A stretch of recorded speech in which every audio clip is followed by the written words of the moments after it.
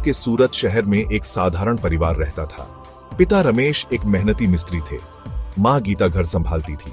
उनका एक ही बेटा था, रोहन। रमेश और गीता के सपने उनके बेटे से जुड़े थे। वह चाहते थे कि रोहन खूब पढ़े लिखे और बढ़ा आदमी बने। रोहन पढ़ने में थोड़ा कमजोर था, इसलिए रमेश ने उसे ट्यूशन पढ़ाने का फैसला किया। पास के ही एक मोहल्ले में रिया नाम की एक युवती ट्यूशन पढ़ाती थी।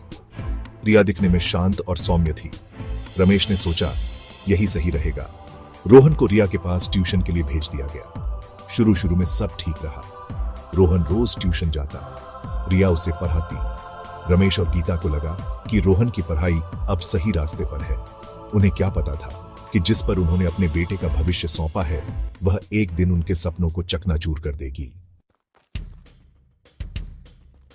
शिक्षिका का काला सच। रिया दिखने में भोली भाली लगती थी, लेकिन उसके मन में पाप था। उसने रोहन को अपनी हवस का शिकार बनाना चाहा। रोहन उस समय सिर्फ 10 साल का था जब रिया ने उसे गलत तरीके से छूना शुरू किया। धीरे धीरे रिया ने रोहन को अपने जाल में फंसा लिया।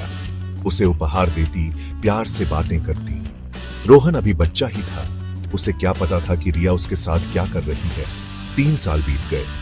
रोहन अब 13 साल का हो गया था। रिया उसे एक होटल में ले गई। उसने रोहन को शराब पिलाई और उसके साथ शारीरिक संबंध बनाए।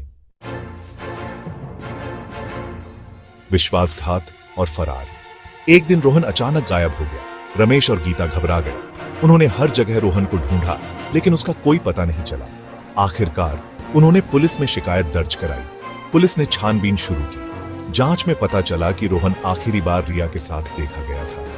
पुलिस ने रिया से पूछताछ की तो उसने गुमराह करने की कोशिश की, लेकिन पुलिस को उस पर शक था।